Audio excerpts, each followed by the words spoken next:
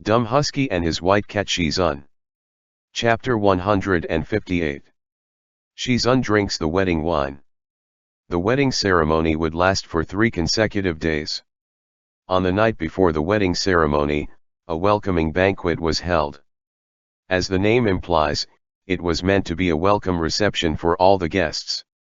However, the liveliest part of this evening was not the wine tables, but the hunting grounds. According to the rules, that evening before the sun sets, a venerable elder would place 3 spirit deer with red silk horns into the forest ground. Then the groom's father would select 22 unmarried men and women and send them out to the forest ground to hunt the deer for the competition.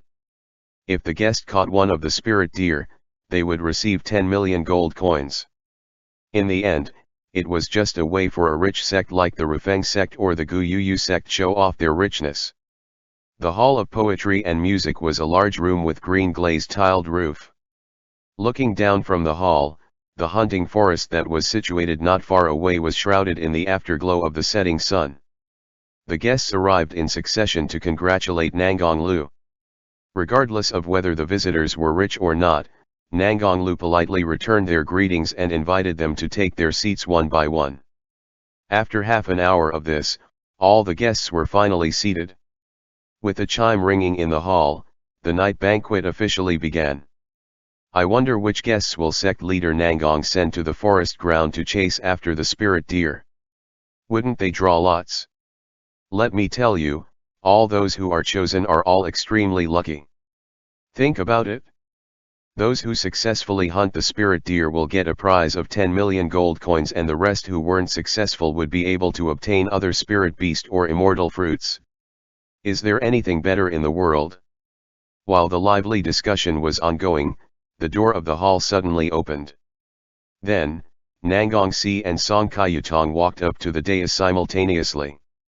The pair of handsome man and beautiful woman, both clad in golden red robes, walked towards the head of Rufeng sect.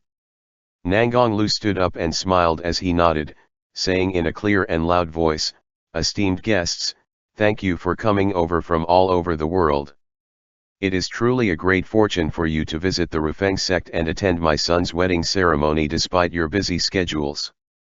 The guest below the dais enthusiastically praised. "Sect leader is really courteous. The young master and the young madam are a perfect match. Truly a rare pair. Yeah. These flattering words were almost exactly the same as what was said to them during their wedding ceremony in the previous life. Mo Ran was annoyed by what he heard just a while ago. His gaze subconsciously roamed across the crowd and soon found Ye Wangzi, who was sitting beside Elder Shuanglin. Ye Wangzi had his eyes downcast and was still dressed in a simple attire. All this while, he was busying himself with eating the food in front of him. He had not raised his head to look at Nanggongsi at all. Regardless of his expressions and manners, everything seemed the same as usual. He even seemed calmer than usual. Perhaps because he had been having hard time and had accepted the fact that there are some things in life that one was simply powerless to fight. Mo Ran looked at him and suddenly thought back to when he was young. He once really liked a pagoda lantern he saw on sale at the night market. Note: pagoda lantern were used as ceremonial lights. The lantern was exquisitely made and every roof tile was outlined, but the prices for it were not low. So, although the lantern was good, he could not buy it. Mo Ran simply couldn't afford it, but almost every night, he would wait for the night market to open and then he would run over to the stall to take a look at. Upon the platform, the light of the lantern would flow and cast a magnificent glow, solemnly illuminating the black eyes of the child. Until one day, a pair of young man and woman came to the night market. They were both dressed in silk and satin. The woman happened to glance the pagoda lantern. She only said that she liked it in a coquettish expression, and the man next to her paid for it.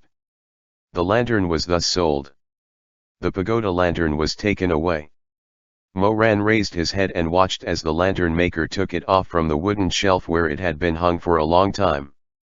He handed it over to the young woman with both hands. The swaying light finally illuminated the face of Mo Ran, which was full of longing, and then disappeared at the end of the night market street, following the pair. At that time, Moran felt an unbearable ache, but he was also very calm and collected. Just like the Hao Yewangzi currently was. In fact, the moment he saw the pagoda lantern, he knew that such a luxurious thing was destined not to belong to him. Every night when he was illuminated by the pagoda lantern, the scene of him losing this ray of light had already been rehearsed for countless times in his heart. It wasn't as if he was letting it go. It's more like he understood that from the very beginning, that this was simply the expected outcome. That's why he didn't even dare to pick it up from the very start. Come, come, come, draw lots, draw the lots. The old servant of the Rufeng sect held onto a large bronze twined branch and walked to the seat of honor with a face full of smiles. He held it above his head and presented it to Nangang Lu, sect leader. The auspicious time has come, please draw the lot, sect leader. All right? Come. Let sect leader Nangang Lu draw the lot. Nangang Lu smiled and said, all right, then we will do it like that. We will draw 22 lots. The young heroes that had been selected will have to respect what fate deigns and participate in the night deer hunting. If anyone is unwilling to go, I'll have to trouble you to inform me in advance. Thank you. After waiting for a while, a few girls from some small cultivation sects who had low cultivation bases and were too timid, asked their parents to go up and tell them their names. Sect leader Nangang Lu then have their names taken out from the draw in advance. Su Xuanglin glanced at Ye Wangzi, then lazily smiled and asked, Little Liza, do you want to go play? If you want to go, I'll do something for you and open a secret door. I'm not going. Ye Wangzi said, Yufu, may I trouble you to inform the sect leader to remove my name? How can we do that? What if we get lucky and get 10 million gold? Ye Wangzi. Su Xuanglin's temperament was far more unconventional than his adopted son. He thought for a while, his lips curling into a wry smile at the corner of his mouth, and said, then if you don't want to go, I'll go instead. Yufu. You are almost 40 this year. Doesn't matter. I look young anyways. If I join the hunt and get all 3 deer back, I'll have 30 million gold in my hand. If we do not take the windfall, we shall destroy the heavens and the earth. Su Xuanglin stubbornly insisted on joining the hunt, not even noticing how to press his foster son at all. He pulled on his shoes and went to Nangang Lu with a smile. He whispered a few words beside Nangang Lu. The others thought he was asking to take off Ye Wangzi's name on the draw. Who would have known that he loved money so much that he actually wanted to go in and play with them himself? Nangang Lu quickly selected the guests for the competition. Shen Feng, Lin Sheng, Chu Yanran, Elder Xuanglin stood by the side, took a handful of lots from the sect leader and reported them one by one in a slow and unhurried manner. Oh! This is a bit amazing, the proud son of heaven, Xue Meng. Soon, all 21 people had been selected, leaving only one remaining participant. Elder Xuanglin was extremely thick-skinned and smiled as he raised his hand. The last participant is me, a handful of old bones. Please advise me. Nangang Lu knew his elder's temperament and did not stop him, only smiled helplessly and gave everyone a signal firework. These signal fireworks will signify the capture of the 3 spiritual deer. Once 3 of these signal fireworks had been lit up, the hunt will be over. Nangang Lu continued, I will then welcome you back at the Xiaoya courtyard. The winners will receive a reward of 10 million gold. The crowd applauded, all cheering for their acquaintances. Nangang Lu smiled and said, in addition, under the request of my son, I will add another prize. The person who gets first place will be rewarded with 10 fey wolves. They can make a blood contract with them and take them home. Fey wolf. Even on the black market, such precious spirit beasts are hard to find, imagine 10 of them. The main hall was in an uproar, someone couldn't help but stand up and shout at the selected fellow sect members, Shikshan, it's up to you. If you take first place, I'll brush your boots for you for a year. The crowd burst into laughter. Some female cultivators were influenced and shouted, "Shikshan, go and beat them all. If you win, I will agree to dual cultivate with you. Wow, this is good. This is amazing. Ha ha ha, that cultivator is so zesty." For a moment, the entire hall of poetry and music burst into cheers and laughter. Those who were initially uninterested now had looks of anticipation in their eyes as they watched the grand excitement with cups of wine in their hands. Mo Ran left his table amidst the laughter and said to Chu Wanning, "Shizun, I'll accompany Shuemeng to the hunting grounds first. Please stay here to eat and drink well, and wait for me to come back." Chu Wanning said, "Go ahead, look after Shuemeng. You know how reckless he is." "All right." Mo Ran walked down the brightly lit grand hall with the other 20 people. Chu Wanning watched the tall and upright stature of the young men and women until they disappeared into the night, gulping down the red wine in his cup. He felt that when they come back to Shisheng Peak, they would have the money to build a spiritual stone path for the lower cultivation world. He was confident in his disciples' abilities. 30 million gold was easily obtainable. Shortly after entering the forest and before Mo Ran could even send Shuemeng off, the first bright red firework exploded in the sky. Nangong Lu clicked his tongue in wonder and sighed, "Amazing, someone had already hunted the first deer even before I finish my cup of tea. Does anyone know whose disciple is it? Such bravery is truly admirable." Li Wuxin from Baitan Manor sat beside Nangong Lu, and upon hearing that, he twirled his beard while smiling and said, "If everyone here is interested, why don't we place bets? These 22 young talents, just who will lose and who will win the prize money." As everyone seconded him, 22 wooden sticks with names written on them were placed on the long table and red silk was placed below them. Those who wanted to place a bet came forward and quickly wrote down their chips and signatures. Xue Zhenyang turned around and whispered to Chu Wanning, "Why is the Baitan Manor giving out only 50,000 credits? So little money, is the old man surnamedly that poor?" Chu Wanning said, "Small gambling is fun to do, but big gambling hurts the body." Xue Zhenyang smiled and asked Chu Wanning, "Then should we have fun, too?" Chu Wanning looked at him sharply without saying a word. Xue Zhenyang felt goosebumps all over his body. He pulled back his neck and said, "Fine, it's fine. If you don't like it, then what are you doing?"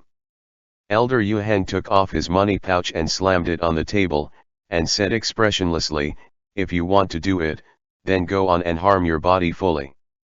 Xue Zhenyang stared at him for a while as if he had seen a ghost, and then asked, "How much should we bet?" 300,000. That much? What should I do if I lose? We won't. Chu Wanning said, "Don't you want to build a spiritual stone path? If you gather more money, you can build a few more of them, particularly on heavily poverty-stricken villages." Xue Zhenyang, you're seriously going to do this? What if Shuemeng loses? He won't lose, he is your son. You should know this better than me. Seeing that Xue Zhenyang was still anxious, Chu Wanning said very straightforwardly, "If you lose, so be it. If you win, all the better. Just go on ahead." The names were all written down one after the other, and the small sects who actually didn't want to place bet felt an itch in their heart. In the end, they couldn't help but spend a little bit of money to try their luck. Nangong Si witnessed these proceedings and found it fun. He stood up and was about to go place his bet when Song Kayutong called out to him, "Husband, why are you going as well? If I win, I will buy you some jewelries with the winnings." Song Kayutong stopped talking then. She lowered her head with her glossy face and a strand of black hair fell down on her forehead, and she looked especially embarrassed and contrite. Chu Wanning glanced in their direction and felt awkward seeing the newlywed couple's sweet interaction. He quickly turned his head back, so he didn't notice the faint trace of unease on Song Kayutong's face.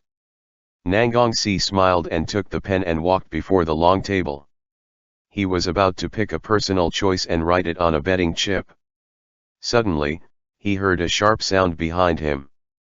In a split second, his reaction was as quick as a lightning bolt and he suddenly leaned his body sideways, dodging the attack.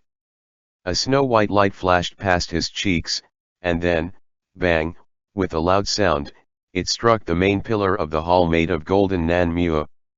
Note, nanmu is wood from Phoebe nanmu which was highly resistant to decay and therefore often used for construction and furniture making. Powder and crumbs scattered in all the four directions, penetrating into the wood 3 inches deep. Who is it? Assassins. Watch out. Blow the emergency whistle. A sharp whistle sounded throughout all the 72 manors in an instant. The hall of poetry and music that was initially filled with music suddenly became chaotic. Everyone pulled out their swords in all directions. Nangongsi's gaze was gloomy and was faintly flowing with a fierce light. He suddenly wiped the blood off his cheek, strode to the pillar, and looked up. It was just an ordinary feather arrow, yet it actually pierced into the depths of the hard nanmu wood. There was a small bamboo tube on the feather arrow. Nangongsi took off the bamboo tube with a calm face. Though his fangs were fierce as he bit the sealing wax and a piece of paper fell out of the tube. A letter came out. Nangongsi unfolded the letter, read the first paragraph with a straight face, then suddenly his complexion changed drastically. His fingers clenched into a fist and he looked at the letter again in disbelief. As he read the letter again this time very carefully, his entire body trembled and his shaking fingertips had even pierced the letter. "Sire, what's the matter?" Nangongsi raised his head, his nose was wrinkled, and his face was ferocious, as if he had transformed into a leopard. "This is simply a rumor." As he spoke, he was preparing to destroy the letter. But Nangonglu was a step faster than him. He raised his hand and used his spiritual power to paralyze his son, and said in a low voice, "What's the matter? Give me the letter." "Father, you don't need to look at it. It's just a piece of nonsense." However, Nangonglu did not listen. Waving his hand left and right, he got the letter from Nangongsi's hands who was unable to move. He took the letter and looked down, glancing at Song Kayutong very quickly. The color of his face turned extremely ugly in an instant. Before anyone could react, he brought the letter into the fire and instantly burnt it into black char, then said with a dry smile, "My son is right. It is really very ridiculous. I don't know who made such a bad joke. This is really... Is it really nonsense?" Suddenly, a low and hoarse voice came from the corner of the eaves. Everyone's expressions turned pale. Yawangzi drew his sword and stood in front of Nangongsi. Chu Wanning also stood up, staring at the place where the voice came from. One had to know that since the Rufeng sect was hosting such a grand event, the disciples responsible for the emergency were all senior disciples of the sect. Yet this person had stealthily arrived at the top of the hall of poetry and music without anyone noticing. Moreover, no one noticed him when he spoke. Obviously, he was a single enemy with no army behind him, but still an enemy should never be underestimated. "Sect leader Nangonglu, I kindly remind you not to let your son marry a woman with an immoral nature out of the goodness of my heart. Not only did you not listen, you even said that I am a fool for spreading ridiculous words. You truly opened my eyes." Before he even finished speaking, a black shadow flashed past, and before the others could see it clearly, he was already standing with his hands behind his back in the middle of the hall, standing in the middle of the huge crowd. "What? Run, run away." The people who were nearby instantly turned pale with fright. They fell down like the tide, scattering out in a circle around him in an instant. The seniors guarded their shidis and shimais, the sect leaders guarded the disciples, and the older generation guarded the younger ones. The black-clothed man was wearing a ferocious bronze mask and an ink-black cloak, and said lightly, "What are you running away for? If I wanted to hurt someone, this hall would have long been filled with blood. Just stand there." End chapter. Dumb Husky and his white cat Shizun. Chapter 159. Shizun, I am scared of Tianwen the most. Nangong Lu might have seemed calm, but fine beads of sweat had already appeared on his forehead. He was secretly estimating this person's strength and actually felt that what he said might be true, making him feel even more flustered. Who exactly are you? What are your intentions by barging into the Rufeng sect like this? As I've said, I only wanted to remind you not to let your son marry someone whom he shouldn't. As he said this, the guests all around them couldn't help but glance at each other. The news of the affair between Ye Wangzi and Song Kaiyutong had long been spread to every corner of the streets. Everyone was aware of it, and the only ones who did not know about it were Nangong Si and Nangong Lu himself.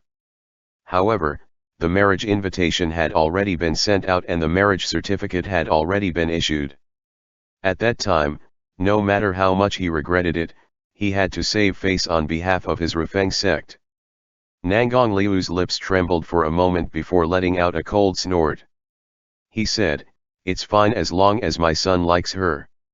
There's no need for the outsiders to be bothered about it." The man in black smiled and said, "The sect leader has such a big heart. He doesn't even care if Song Kaiyutong's heart belongs to your Nangong family or the Ye family." Song Kaiyutong was alarmed and furious, her face paled and her beautiful eyes widened as she shouted, "You're slandering me." "How am I slandering you? You and Ye Wangzi, don't you know in your heart what good things he had done for you?" Ye Wangzi did not expect himself to be mentioned. He was stunned for a long time before he realized what the man in black was talking about. However, his first reaction was not of anger but of laughter. "What are you talking about? I did not say any nonsense. What I said was true, and I saw it with my own eyes." The man in black spoke clearly. "Everyone knows that you have spent a fortune to save Song Kaiyutong in Xianyuan Pavilion. This is known to all cultivators in the world. Why would a cultivator want to buy a beautiful woman with that much amount of money? Master Ye, what were your intentions? Looking at her in such a pitiful state, I couldn't bear to watch and do nothing. So, you saved her, but then you can just let her go free. Yet, you brought her with you and even brought her into the Rufeng sect. For what? To simply take here as an attendant. Miss Song is from the Butterfly-Boned clan, and her being a Butterfly-Boned beauty feast was known far and wide. If I let her go alone, I'm afraid that she would immediately be targeted by some unscrupulous people. That is why she was brought back to the Rufeng sect and given a place to stay. It was a good place to stay indeed.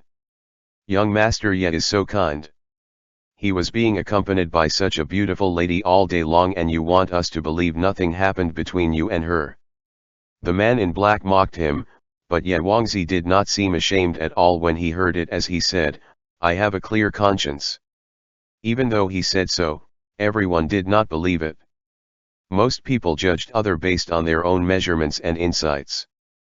Furthermore, most of these people in the upper cultivation world, should they ever get their hands on a butterfly-boned beauty feast, would definitely not keep them to protect them.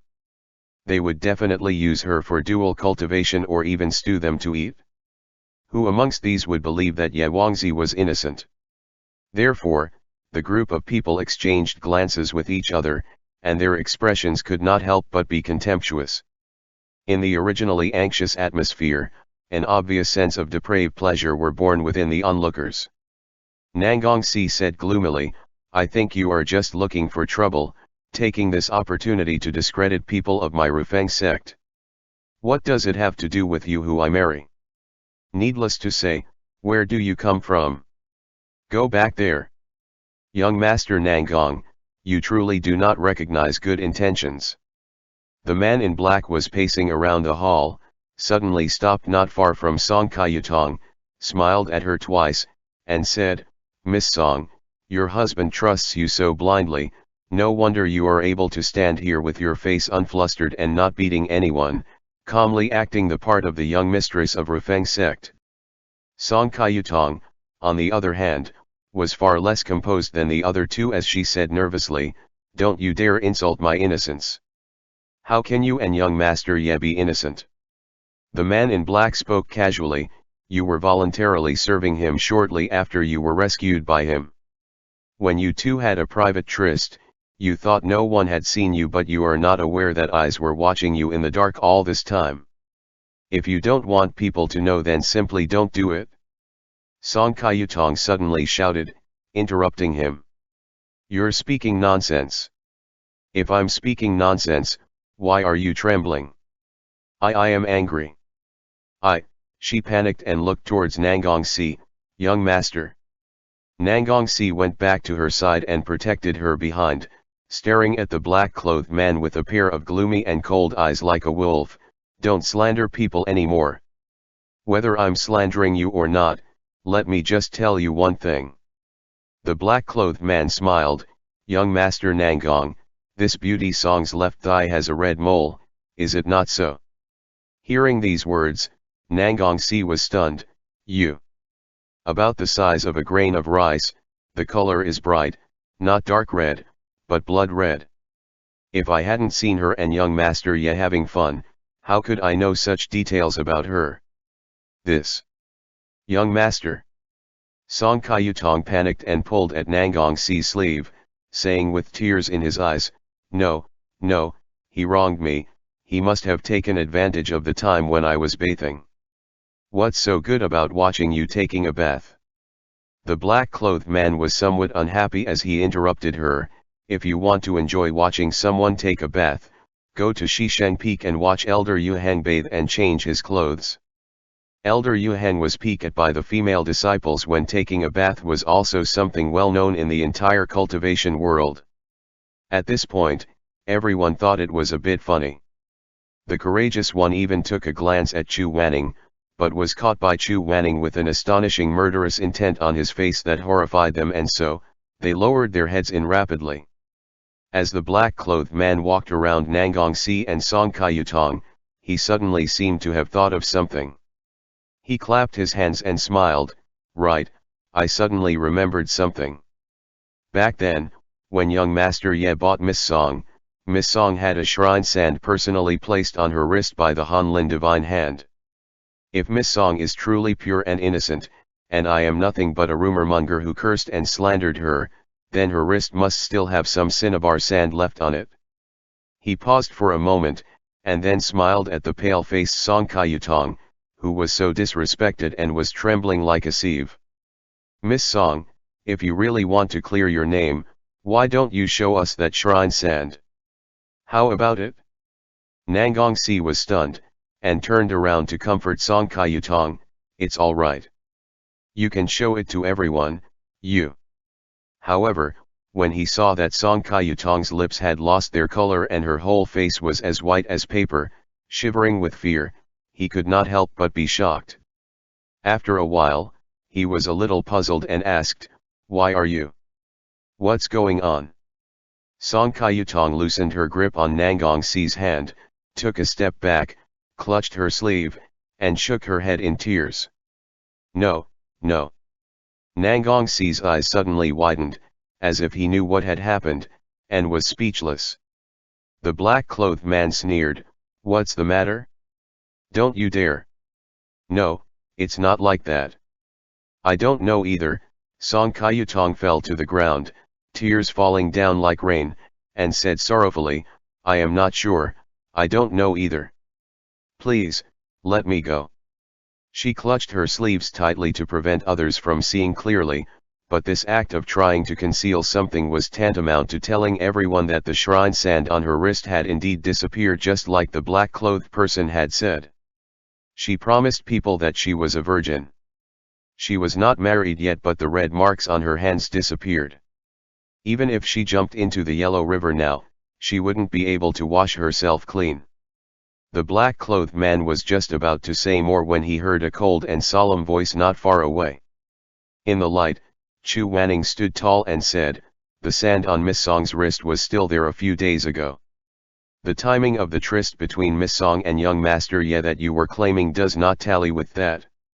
For some unknown reason, the black-clothed man had a look of helplessness in his eyes, and his aggressive aura inexplicably disappeared as he turned around to face Chu Wanning. After a long while, the black-clothed man sighed. Some people in the audience felt that they had misheard. This man, who had just started sprouting one shocking thing after another, seemed to have spoken with a tone of indulgence. Grandmaster Chu is right, but I didn't say that Song Kaiyutong and Ye Wangzi had an affair at that time. I only said that the two of them had an affair. If we really were to talk about the time of the tryst, it would only be a few days ago. Ye Wangzi murmured, "This is ridiculous." Chu Wanning's face was cold and dignified. "Those are simply words with no proof. If what you say is true, allow me to interrogate you." You. As he spoke, a golden light flashed on Chu Wanning's fingertip. The pupils of the black-clothed man suddenly contracted. He turned his body to the side and barely dodged the holy weapon Tianwen that came piercing through the air. "Grandmaster Chu, what are you doing?" The black-clothed man became helpless and funny. He was extremely agile and continuously evaded Chu Wanning's whip, which was trying to wrap around him. For some reason, he did not retaliate. He was chased by the vines all over the place, and the originally tense and treacherous atmosphere suddenly turned comical as the scene turned into that of spoiled child being punished. "Don't hit me, I haven't finished my sentence yet. If you want to voice a complaint, why don't you take off your mask and talk about it?" Chu Wanning sternly said, his voice filled with contempt. "If you want me to take it off, I will and show you my face later, not now." "Why not?" "I don't look very good under these lights. I don't want to scare people." After running around for a long time, the black-clothed man noticed that Chu Wanning's skills were getting fiercer and fiercer. He couldn't help but think that things were not looking good for him. He dodged sideways and hid behind a pillar to escape the splattering blow of Tianwen's golden light. He then shouted, "Ye Wangzi, aren't you a gentleman? Today, I will let the world know your true face. You bought female cultivators to dual cultivate and forced Song Kaiyutong to serve you. You disregarded human relations and bullied the young master's wife. You are a dressed beast, with a human's face and a beast's heart." Ye Wangzi was furious. "What nonsense are you talking about? Am I wrong? Didn't you know why Song Kaiyutong's shrine sand disappeared?" The black-clothed man hid and said loudly, "She knelt in front of you the other day and said that she was already Nangong Si's fiancé. She asked you to please let her go and don't get entangled with her anymore. Yet, you insisted on it and not listened to her. You even said—" Ye Wangzi's face turned blue as he gritted his teeth and said, "What else did I say? You're making it all up. Have you already forgotten everything you have said? You still need me to remind you. You said at that time." The black-clothed man cleared his throat, changed his tone and imitated Ye Wangzi's tone, "Miss Song, I spent so much money but you made clothes for others. Now that you have the favor of young Master Nangong, you want to retreat from me and break ties with me. You think too beautifully but you will not leave here unscathed." In the end, he even laughed out loud 3 times. His tone of voice was that of a typical villain. "Ha ha ha. Ye Wangzi." End chapter. Dumb Husky and his white cat Shizun. Chapter 160. "Shizun, do you still remember that voice-changing spell?" When the surrounding guests heard this, quite a few of them had already revealed a look of disdain. Their gazes drifted between Ye Wangzi, Nangong Si and Song Kaiyutong. Someone whispered, "What a scum! How come young Master Nangong is not angry yet?" So, it turns out that Miss Song was forced into the corner out of helplessness, so. Sigh, no wonder she. As a daughter of the house, what can she do in front of the 2 affluent young masters? The man in black eased up and was unpredictably get caught by Tianwen. Fortunately, he noticed it quickly and the injury he got was not serious and he didn't get entangled with the golden vine. However, his cloak was torn and his blood splattered everywhere. He let out a muffled groan, no longer daring to be negligent. He was evading the attack from the willow vine of Chu Wanning more and it was hindering him more frequently than before, but he still did not let Ye Wangzi go. "Young Master Ye, Miss Song did not dare to admit to what happened 2 days ago.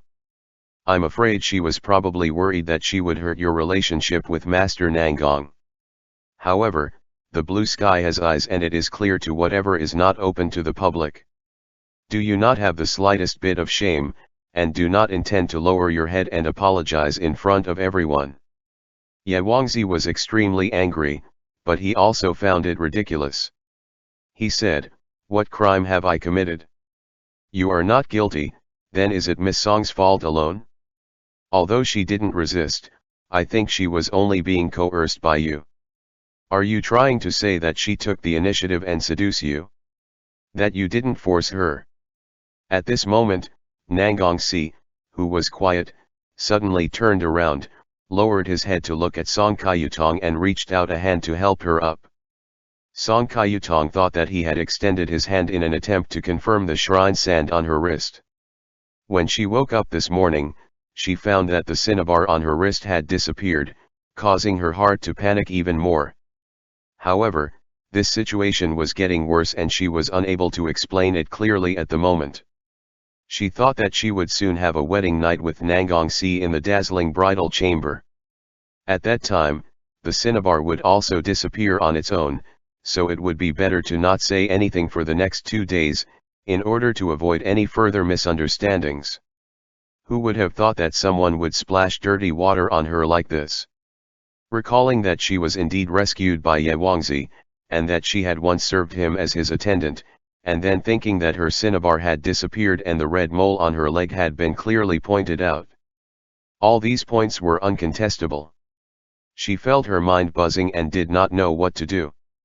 Amidst the chaos, she raised her moist eyes and looked at the vast crowd, only to see those people who were previously looking at her contemptuously and pitifully, whispering to each other and gossiping among themselves, and seeing Ye Wangzi standing alone, calmly being pointed at thousands of people. That black-clothed man was still being chased around by Grandmaster Chu's willow vines, as he kept yelling, "Ye Wangzi! You and I have held grudges for a long time, and today I will expose you. You are a hypocrite. You had an affair with the young master's fiancée, forcing a young lady. How vicious is that?" Song Kayutong was taken aback for a moment, then realized what she ought to do. It was impossible to get rid of the allegations. Listening to the tone of the black-clothed man, it seemed that the man in black had a deep grudge against Ye Wangzi and was trying all the possible means to destroy Ye Wangzi's noble reputation as a gentleman. She could not bear being accused of promiscuity, but if she were to follow and support the words of the black-clothed man and say that she was forced to do so by Ye Wangzi, then at least. She almost hysterically yelled, "He's the one who dirted me." Nangong Si's hand suddenly froze. He stood on the spot and stared at her in shock. It was as if he couldn't believe that his fiancée had been really defiled by his father's right-hand man. He was completely shocked. Song Kayutong covered her face and sobbed. She choked and said, "Yes, it was young Master Ye who humiliated me. He forced me. I never promised." Nangong Si glared at her. The candlelight that was blazing brightly suddenly flickered, his eyes darkened, and after a while, he lowered his hand that was about to pull Song Kayutong up. His voice was hoarse and sparks seemed to flew everywhere.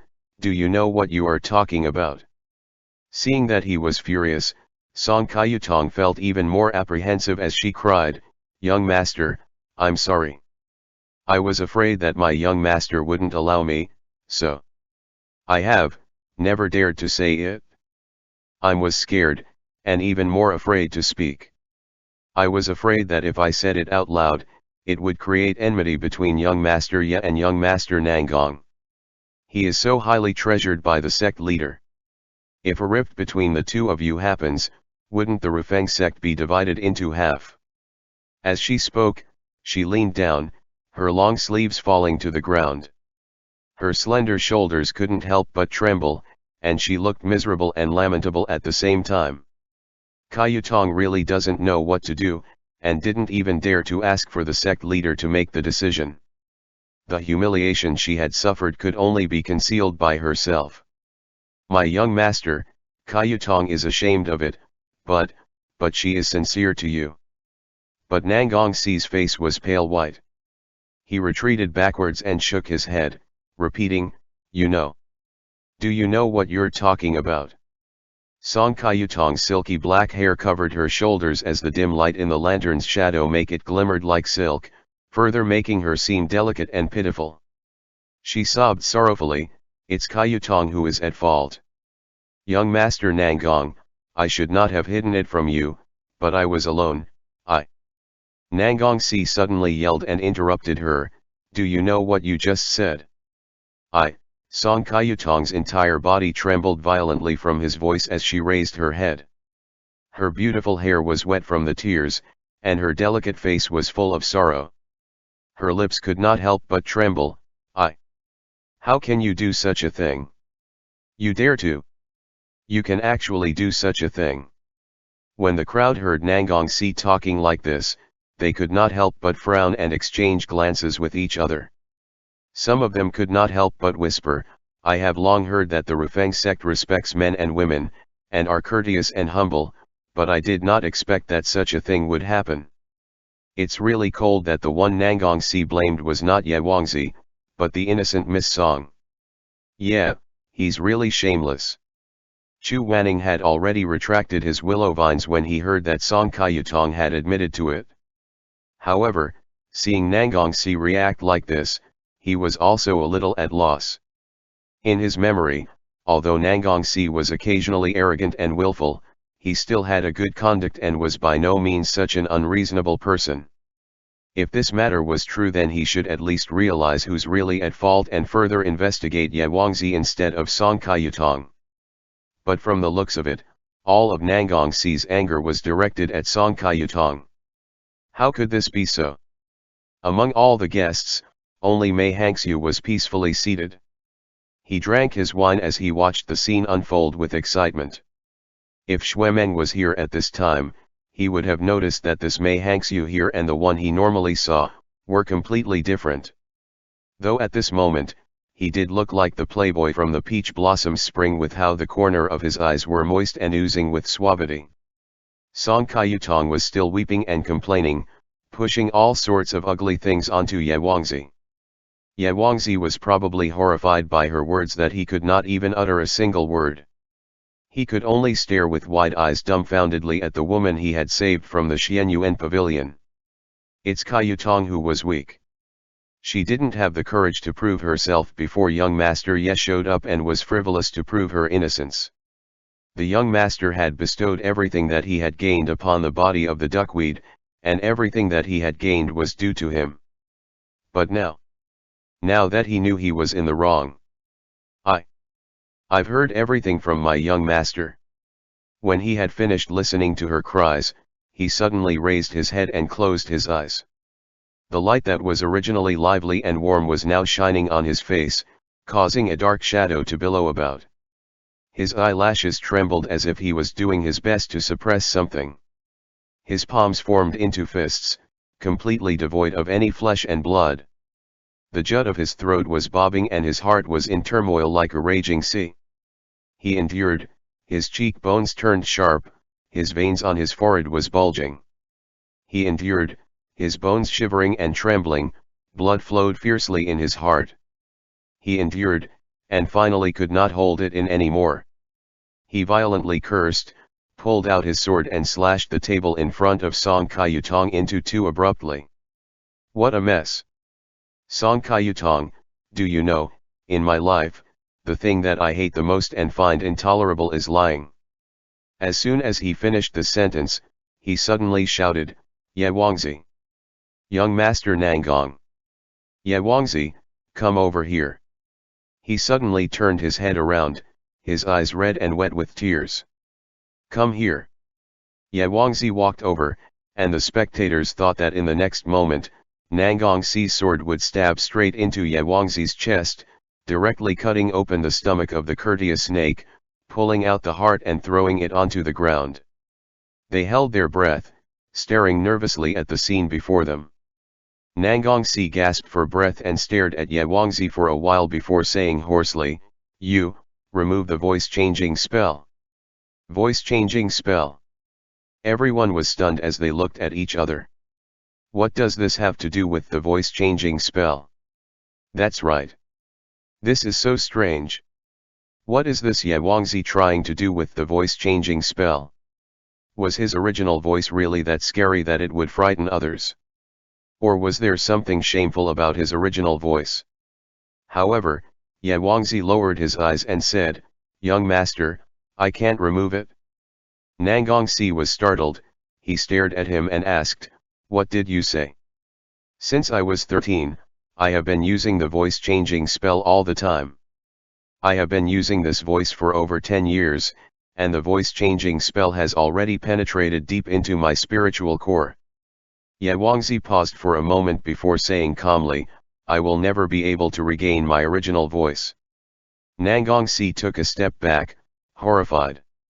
After a long while, he raised his head to look at the man sitting up high with an obscure expression and muttered, "Father." Nangonglu finally spoke out, "Sire, this is indeed a pity, but, the change of voice was indeed a voluntary act on Ye Wangzi's part. Now it has reached to this point where it cannot be reversed anymore. You don't have to think too much about it." But, Nangonglu walked down the high platform and stood behind the many guards. He stood with his hands behind his back and said, "Father knows that you are very friendly with Ye Wangzi. I am even more grateful for his loyalty to you over the years. But all comes back to me. For one thing, he, having an affair with Song Kaiyutong, disregarding his relationship with you, and deceiving and offending the young master is a huge crime."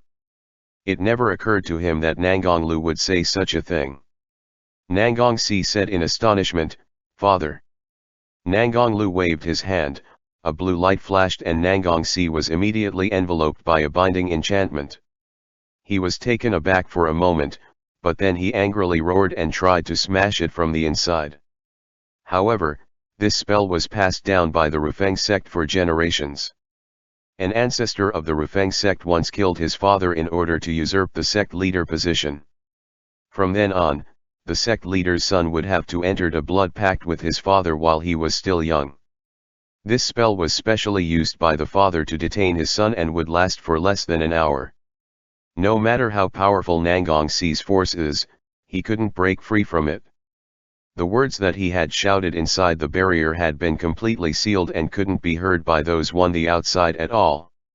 At this point, the sect leader determined that it was better to admit that Ye Wangzi had a secret relationship with Song Kaiyutong than to reveal the other secrets of the Rufeng sect. Nangonglu walked over to the black-clothed man and cupped his hands in greeting and said, "Although I do not know what grudges you have with Ye Wangzi, it is fortunate that you had brought up this matter today. Otherwise, we would have truly met with misfortune." The black-clothed man said lightly, "Sect leader Nangong is courteous. Men, capture Ye Wangzi immediately. Push to. Hold on." The sudden action of the black-clothed man caused Nangonglu to feel uneasy. However, his face remained impassive as he smiled, "Young man, do you have any other advice for me? I am thinking that your son has only said a few words about the matter about the changing of voice. Why is the sect leader so anxious and in a hurry to apprehend young master yet? This is a personal affair of our Rufeng sect, so it would be inconvenient for us to elaborate on it here." The black-clothed man smiled and said, "Sect leader Nangong, for the sake of the reputation of the Rufeng sect, you really know what it means to abandon your home and protect someone's. The pitiful Miss Ye had protected and risked her life for your sect for more than 10 years, and now, you are actually willing to sacrifice her despite of her innocence in order to preserve your dignity." As soon as this statement came out, the others had yet to react, but Nangong Liu's expression abruptly changed. Sitting down, Mei Hangxiu smiled, poured himself another cup of wine, took a sip and put it down. Nangong Liu's face turned a little sallow under the candlelight. After a long while, he asked with a forced smile, "What is Miss Ye, sir?" The man in black's eyes were bright as if piercing, his voice echoing clearly and loudly in the hall, and each word spoken were shocking. "Ye Wangzi isn't a man at all." End chapter.